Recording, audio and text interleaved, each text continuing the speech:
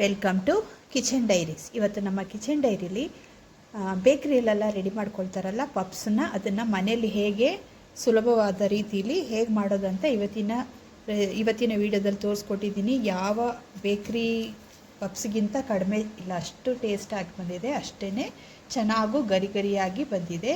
ಈಗ ವಿಡಿಯೋ ನೋಡೋಣ. ವಿಡಿಯೋ ಏನಾದರೂ ನಿಮ್ಗೆ ಇಷ್ಟವಾದರೆ ಲೈಕ್ ಮಾಡಿ, ಶೇರ್ ಮಾಡಿ ಮತ್ತು ಸಬ್ಸ್ಕ್ರೈಬ್ ಮಾಡೋದನ್ನು ಖಂಡಿತ ಮರಿಬೇಡಿ. ಈಗ ವಿಡಿಯೋ ನೋಡೋಣ ಹೇಗೆ ಮಾಡೋದಂತ. ಇಲ್ಲಿಗೆ ನಾನಿಲ್ಲಿ 2 ಕಪ್ಪಷ್ಟು ಮೈದಾ ಹಿಟ್ಟನ್ನು ತಗೊಂಡಿದ್ದೀನಿ. ಅದಕ್ಕೆ ಸ್ವಲ್ಪ ಉಪ್ಪನ್ನು ಆ್ಯಡ್ ಮಾಡ್ತಾ ಇದ್ದೀನಿ. ಈಗ ಇದಕ್ಕೆ ನಾನು ಒಂದು 1/4 ಕಪ್ಪಷ್ಟು ಅಡುಗೆ ಎಣ್ಣೆನ ಹಾಕ್ಕೊಳ್ತಾ ಇದ್ದೀನಿ. ಯಾವುದಾದ್ರೂ ಹಾಕ್ಕೋಬೋದು, ಸ್ಮೆಲ್ ಇಲ್ಲದಿರೋದು ಯಾವ ಎಣ್ಣೆ ಆದರೂ ಸೇರಿಸ್ಕೋಬೋದು. ಎಣ್ಣೆ ಹಾಕ್ಕೊಂಡ್ಮೇಲೆ ಹಿಟ್ಟನ್ನು ಒಂದು ಸಲ ಚೆನ್ನಾಗಿ ಎಣ್ಣೆ ಜೊತೆ ಮಿಕ್ಸ್ ಮಾಡ್ಕೋಬೇಕು. ನೋಡಿ, ಚೆನ್ನಾಗಿ ಮಿಕ್ಸ್ ಮಾಡ್ಕೊಂಡ್ಮೇಲೆ ಹಿಟ್ಟನ್ನು ಕೈಯಲ್ಲಿ ಹೀಗೆ ಮುಷ್ಟಿಯಿಂದ ಹಿಡಿದ್ರೆ ಹಾಗೆ ಓಲ್ಡ್ ಆಗಬೇಕು. ನೋಡಿ, ಈ ಥರ ಇರಬೇಕು. ಈ ಥರ ಆಗ್ತಿಲ್ಲ ಅಂದರೆ ಇನ್ನೊಂದು ಸ್ವಲ್ಪ ಎಣ್ಣೆನ ಹಾಕ್ಕೊಂಡು ಮಿಕ್ಸ್ ಮಾಡ್ಕೊಳ್ಳಿ. ಈಗ ಇದಕ್ಕೆ ಸ್ವಲ್ಪ ಸ್ವಲ್ಪ ನೀರನ್ನು ಸೇರಿಸ್ಕೊಂಡು ನಾವು ಚಪಾತಿ ಮತ್ತು ಪೂರಿ ಮಾಡ್ಕೊಳ್ಳಲ್ವ, ಆ ಹದಕ್ಕೆ ಹಿಟ್ಟನ್ನು ನಾದ್ಕೋಬೇಕಾಗತ್ತೆ. ನೋಡಿ, ಹಿಟ್ಟನ್ನು ಈ ರೀತಿ ನಾದು ಇಟ್ಕೊಂಡಿದ್ದೀನಿ. ಇದನ್ನು ಒಂದು 1/2 ಅವರ್ ರೆಸ್ಟಲ್ಲಿ ಬಿಡೋಣ. ಈಗ ಸ್ಟವ್ ಮೇಲೆ ಒಂದು ಬಾಣಲಿ ಇಟ್ಕೊಂಡಿದ್ದೀನಿ. ಅದಕ್ಕೆ ಸ್ವಲ್ಪ ಎಣ್ಣೆನ ಸೇರಿಸ್ಕೊಳ್ತಾ ಇದ್ದೀನಿ. ಎಣ್ಣೆ ಚೆನ್ನಾಗಿ ಬಿಸಿ ಆಗಬೇಕು. ನೋಡಿ, ಈ ಆಯಿಲ್ ಕ್ಯಾನ್ನ ನಾನು ಅಮೆಝಾನಲ್ಲಿ ಪರ್ಚೇಸ್ ಮಾಡ್ಕೊಂಡಿದ್ದೀನಿ. ತುಂಬಾ ಚೆನ್ನಾಗಿದೆ. ನಿಮ್ಗೇನಾದರೂ ಇದರ ಲಿಂಕ್ ಬೇಕಾದರೆ ನಾನು ಡಿಸ್ಕ್ರಿಪ್ಷನಲ್ಲಿ ಕೊಟ್ಟಿರ್ತೀನಿ, ತಗೊಳ್ಳಿ. ತುಂಬಾ ಯೂಸ್ಫುಲ್ ಆಗಿದೆ. ಈಗ ಎಣ್ಣೆ ಚೆನ್ನಾಗಿ ಬಿಸಿ ಆಗಬೇಕು. ಎಣ್ಣೆ ಬಿಸಿ ಆದಮೇಲೆ ಇದಕ್ಕೆ ನಾನು ಸ್ವಲ್ಪ ಜೀರಿಗೆನ ಸೇರಿಸ್ಕೊಳ್ತಾ ಇದ್ದೀನಿ. ಜೀರಿಗೆ ಹಾಕ್ಕೊಂಡ್ಮೇಲೆ ನಾನಿಲ್ಲಿ ಸ್ವಲ್ಪ ಕರ್ಬೇವಿನ ಸೊಪ್ಪು ತೆಗೆದಿಟ್ಕೊಂಡಿದ್ದೀನಿ, ಅದನ್ನು ಸೇರಿಸ್ಕೊಳ್ಳೋಣ. ಹಾಗೆಯೇ ಒಂದು 2 ಮೀಡಿಯಮ್ ಸೈಜಷ್ಟು ಈರುಳ್ಳಿನ ಉದ್ದುದ್ದಕ್ಕೆ ಕಟ್ ಮಾಡಿ ಇಟ್ಕೊಂಡಿದ್ದೀನಿ. ಅದನ್ನು ಸೇರಿಸ್ಕೊಂಡು ಈರುಳ್ಳಿ ಚೆನ್ನಾಗಿ ಮೆತ್ತಗಾಗೋವರೆಗೂ, ಅಂದರೆ ಟ್ರಾನ್ಸ್ಪರೆಂಟ್ ಆಗೋವರೆಗೂ ಹುರ್ಕೋಬೇಕಾಗತ್ತೆ.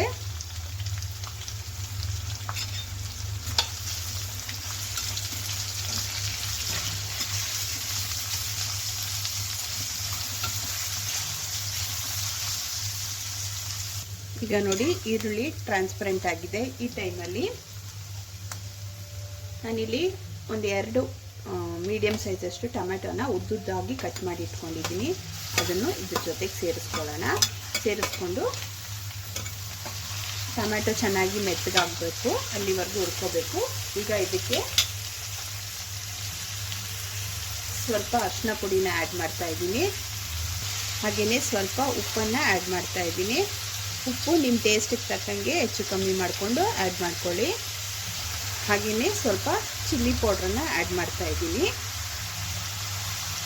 ಮತ್ತು ಸ್ವಲ್ಪ ಗರಂ ಮಸಾಲೆ, ಇಷ್ಟನ್ನು ಹಾಕ್ಕೊಂಡು ಚೆನ್ನಾಗಿ ಬಾಡಿಸ್ಕೋಬೇಕು.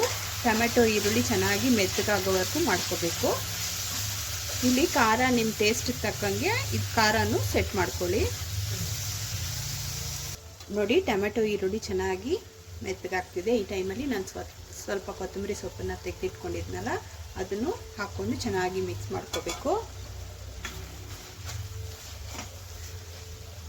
ಈಗ ನೋಡಿ, ಚೆನ್ನಾಗಿ ಎಲ್ಲನೂ ಒಂದಕ್ಕೊಂದು ಬೆರೆತು ರೆಡಿಯಾಗಿದೆ. ಸ್ಟಫಿಂಗ್ ರೆಡಿಯಾಗಿದೆ. ಈಗ ಇದನ್ನು ಇದ್ರ ಜೊತೆಗೆ ನೀವು ತರಕಾರಿನೂ ಬೇಕಾದರೆ ಹಾಕ್ಕೋಬೋದು. ಕ್ಯಾರೆಟು ಮತ್ತು ಕ್ಯಾಪ್ಸಿಕಮ್ ಉದ್ದುದ್ದಕ್ಕೆ ಕಟ್ ಮಾಡಿ ಸೇರಿಸ್ಕೋಬೋದು. ನಾನು ಇವತ್ತು ಯಾವುದೂ ವೆಜಿಟೇಬಲ್ಸ್ ಹಾಕ್ಕೊಳ್ತಾ ಇಲ್ಲ, ಹಾಗೇ ಮಾಡ್ತಾಯಿದ್ದೀನಿ.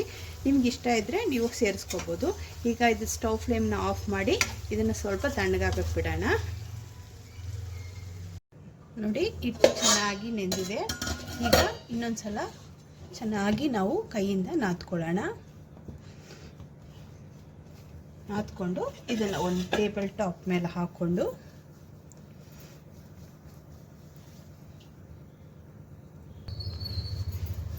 ಹೀಗೆ ಸಿಲಿಂಡರ್ ಶೇಪಲ್ಲಿ ನಾವು ಶೇಪ್ ಕೊಡೋಣ. ಶೇಪ್ ಕೊಟ್ಟು ಒಂದು ಚಾಕು ಸಹಾಯದಿಂದ ಸ್ವಲ್ಪ ಸ್ವಲ್ಪ ಕಟ್ ಮಾಡಿ ತಗೊಳ್ಳೋಣ.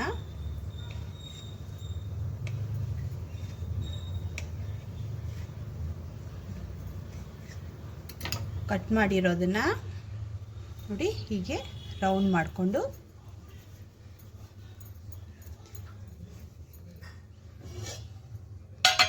ಒಂದು ಪ್ಲೇಟಲ್ಲಿ ಹೀಗೇ ಜೋಡಿಸ್ಕೊಳ್ಳೋಣ.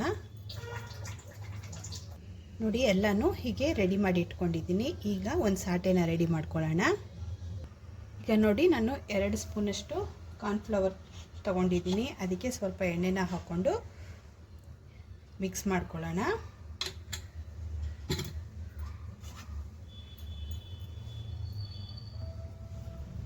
ಇಲ್ಲಿ ಎಣ್ಣೆಗೆ ಬದಲು ನೀವು ತುಪ್ಪನೂ ಯೂಸ್ ಮಾಡ್ಕೋಬೋದು.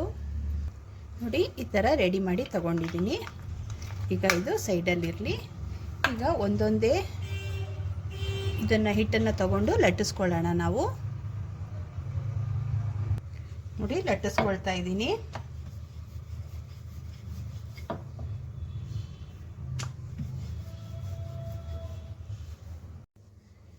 ನೋಡಿ ಇದೇ ರೀತಿ ಲಟ್ಟಿಸ್ಕೊಂಡಿದ್ದೀನಿ. ಇದೇ ರೀತಿ ಒಂದು 5 ರಿಂದ 6 ಶೀಟ್ನ ರೆಡಿ ಮಾಡ್ಕೊಳ್ಳೋಣ. ಈಗ ನಾನು 6ನೇ ಶೀಟ್ನ ಲಟ್ಟಿಸ್ಕೊಂಡಿದ್ದೀನಿ. ಈಗ ಇದಕ್ಕೆ ನಾವು ರೆಡಿ ಮಾಡಿ ಇಟ್ಕೊಂಡಿರ್ತೀವಲ್ಲ ಪೇಸ್ಟ್ನ ಇದ್ರ ಮೇಲೆ ನೋಡಿ ಎಲ್ಲ ಕಡೆ ಆಗೋ ಥರ ಸ್ಪ್ರೆಡ್ ಮಾಡ್ಕೋಬೇಕು.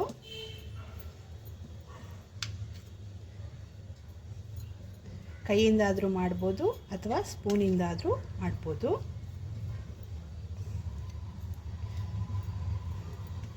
ಆದಮೇಲೆ ಇದ್ರ ಮೇಲೆ ಸ್ವಲ್ಪ ಡ್ರೈ ಹಿಟ್ಟನ್ನು ಸ್ಪ್ರೆಡ್ ಮಾಡಿ ಇನ್ನೊಂದು ಶೀಟ್ನ ಇದ್ರ ಮೇಲೆ ಹಾಕೊಳ್ಳೋಣ.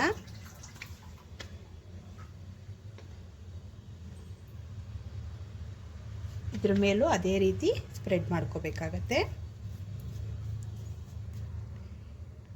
ನೋಡಿ ಈಗ ನಾನು 4ನೇ ಶೀಟನ್ನು ಹಾಕ್ಕೊಂಡಿದ್ದೀನಿ. ಇದೇ ರೀತಿ 5, 6 ಇದನ್ನೇ ಅದೇ ರೀತಿ ಒಂದ್ರ ಮೇಲೆ ಒಂದು 6 ಶೀಟ್ಗಳನ್ನ ಮೇಲ್ಮೇಲೆ ಹಾಕೋಬೇಕಾಗತ್ತೆ. ಕೈಯಿಂದ ಹಾಕೋದ್ರಿಂದ ಚೆನ್ನಾಗಿ ಈವನ್ ಆಗಿ ಸ್ಪ್ರೆಡ್ ಆಗುತ್ತೆ. ಹಾಗಾಗಿ ನಾನು ಕೈನ ಯೂಸ್ ಮಾಡ್ಕೊಳ್ತಾ ಇದ್ದೀನಿ. ಕೊನೆಯಲ್ಲಿ 6ನೇ ಶೀಟನ್ನು ಹಾಕ್ಕೊಳ್ತಾ ಇದ್ದೀನಿ. ಈವನ್ ಆಗಿ ಒಂದ್ರ ಮೇಲೊಂದು ಕರೆಕ್ಟಾಗಿ ಹಾಕ್ಕೊಂಡು ಈಗ ನೋಡಿ ಈ ಕಡೆಯಿಂದ ಒಂದು ಸಲ ಫೋಲ್ಡ್ ಮಾಡ್ಕೋಬೇಕು ಮತ್ತು ಈ ಕಡೆಯಿಂದ ಒಂದು ಸಲ ಫೋಲ್ಡ್ ಮಾಡ್ಕೋಬೇಕು. ಈವನ್ ಆಗಿ 2 ಕಡೆನೂ ಅರ್ಧ ಫೋಲ್ಡ್ ಮಾಡಿಕೊಂಡು ಮತ್ತು ಹೀಗೆ ಒಂದು ಈ ಥರ ಫೋಲ್ಡ್ ಮಾಡ್ಕೋಬೇಕು. ಫೋಲ್ಡ್ ಮಾಡಿಕೊಂಡು ಕೈಯಿಂದ ಲೈಟಾಗಿ ಪ್ರೆಸ್ ಮಾಡ್ಕೊಳ್ಳಿ. ಪ್ರೆಸ್ ಮಾಡಿಕೊಂಡು ಕೌಂಟರ್ ಟಾಪ್ ಮೇಲೆ ಸ್ವಲ್ಪ ಹಿಟ್ಟನ್ನು ಹಾಕ್ಕೊಂಡು ಲಟ್ಟಿಸ್ಕೋಬೇಕಾಗತ್ತೆ.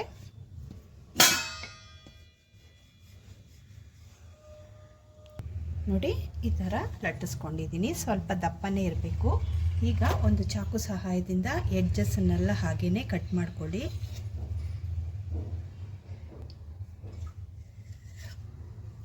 ಈ ಎಕ್ಸ್ಟ್ರಾಸ್ನೆಲ್ಲ ತೆಗೆದುಬಿಡಿ.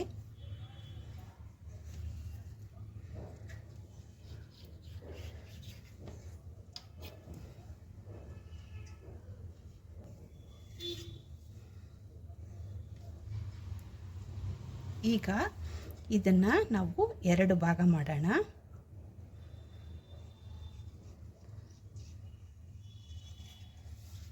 ಈಗ ಮತ್ತೆ ಇದನ್ನು ಆಫ್ ಮಾಡ್ಕೊಳ್ಳೋಣ. ನೋಡಿ ಒಂದು ಸಲ ಮಾಡಿ 2 ಸಲ ಮಾಡೋಣ. ಈಗ ನಮಗೆ ಪಫ್ದು ಶೀಟು ರೆಡಿಯಾಗಿದೆ. ನೋಡಿ ಈ ಥರ ಇರಬೇಕು. ಎಡ್ಜಸ್ ಕಟ್ ಮಾಡ್ಕೊಂಡಿಲ್ಲ ಅಂದರೆ ನಿಮಗೆ ಇಲ್ಲಿ ಸೈಡಲ್ಲಿ ಲೇಯರ್ಸ್ ಬರಲ್ಲ. ಅದಕ್ಕೋಸ್ಕರ ಎಡ್ಜಸ್ನ ಕಟ್ ಮಾಡ್ಕೋಬೇಕು. ನೋಡಿ ಎಲ್ಲನೂ ಹೀಗೆ ಜೋಡಿಸ್ಕೊಳ್ಳಿ. ಈಗ ಒಂದು ಶೀಟನ್ನು ತಗೊಂಡು ನಾವಿಲ್ಲಿ ರೆಡಿ ಮಾಡಿ ಇಟ್ಕೊಂಡಿರ್ತೀವಲ್ಲ ಸ್ಟಫಿಂಗ್ನ ಇದರೊಳಗಡೆ ಸೇರಿಸ್ಕೊಳ್ಳೋಣ. ಸೇರಿಸ್ಕೊಂಡು ಈ ಎಡ್ಜಸ್ ಇರುತ್ತಲ್ಲ ಅದಕ್ಕೆ ಸ್ವಲ್ಪ ನೀರನ್ನು ಅಪ್ಲೈ ಮಾಡ್ಕೊಳ್ಳಿ. ಕೈಯಿಂದ ತೆಗೆದು ಆಗ ನೀಟಾಗಿ ಅಂಟ್ಕೊಳ್ಳುತ್ತೆ ಅಂತ. ಈಗ ನೋಡಿ ಹೀಗೆ ಎಡ್ಜಲ್ಲಿ ಪ್ರೆಸ್ ಮಾಡಬೇಡಿ. ನೋಡಿ ಹೀಗೆ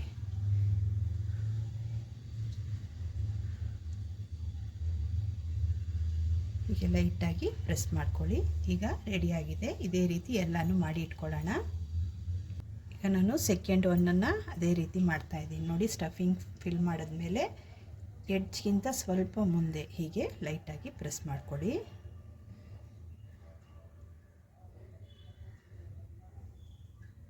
ನೋಡಿ ಇದನ್ನು ರೆಡಿಯಾಗಿದೆ. ಇದೇ ರೀತಿ ರೆಡಿ ಮಾಡ್ಕೊಳ್ಳೋಣ. ನೋಡಿ ಎಲ್ಲನೂ ರೆಡಿ ಮಾಡಿ ಇಟ್ಕೊಂಡಿದ್ದೀನಿ. ಈಗ ಇದನ್ನು ಎಣ್ಣೆಯಲ್ಲಿ ಫ್ರೈ ಮಾಡಿ ತಗೊಳ್ಳೋಣ. ಈಗ ಸ್ಟವ್ ಮೇಲೆ ಒಂದು ಬಾಣಲಿ ಇಟ್ಕೊಂಡಿದ್ದೀನಿ. ಅದಕ್ಕೆ ಎಣ್ಣೆ ಹಾಕ್ಕೊಳ್ಳೋಣ ಫ್ರೈ ಮಾಡ್ಕೊಳ್ಳೋದಕ್ಕೆ.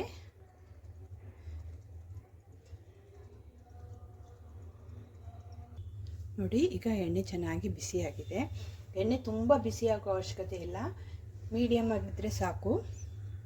ಈಗ ನಾವು ಮಾಡಿ ಇಟ್ಕೊಂಡಿರ್ತೀವಲ್ಲ ಅದನ್ನೆಲ್ಲ ನಿಧಾನವಾಗಿ ಎಣ್ಣೆಗೆ ಹಾಕೋಬೇಕಾಗತ್ತೆ.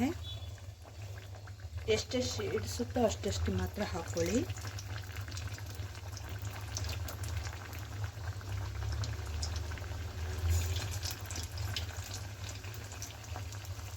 ಈಗ ಒಂದು ಕಡೆ ಆದಮೇಲೆ ಇನ್ನೊಂದು ಕಡೆ, ಎರಡು ಕಡೆಯೂ ಚೆನ್ನಾಗಿ ಫ್ರೈ ಆಗೋ ಥರ ತಿರುಗಿಸಿ ಹಾಕ್ಕೊಳ್ಳಿ.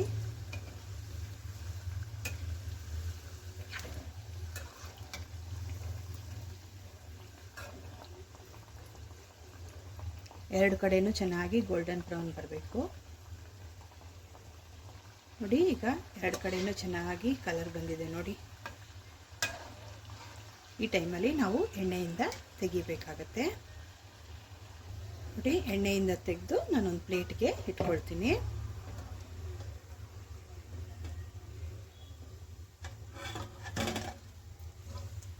ನೋಡಿ ತೆಕ್ಕೊಂಡಿದ್ದೀನಿ. ಈಗ ನೆಕ್ಸ್ಟ್ ಬ್ಯಾಚನ್ನು ಹಾಕೊಳ್ಳೋಣ.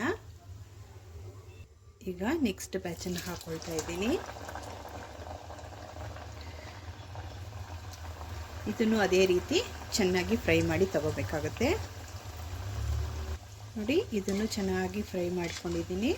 ಈಗ ಇದನ್ನು ತಗೊಳ್ತಾ ಇದ್ದೀನಿ ಎಣ್ಣೆಯಿಂದ. ಇದೇ ರೀತಿ ಎಲ್ಲನೂ ಮಾಡ್ಕೊಳ್ಳೋಣ.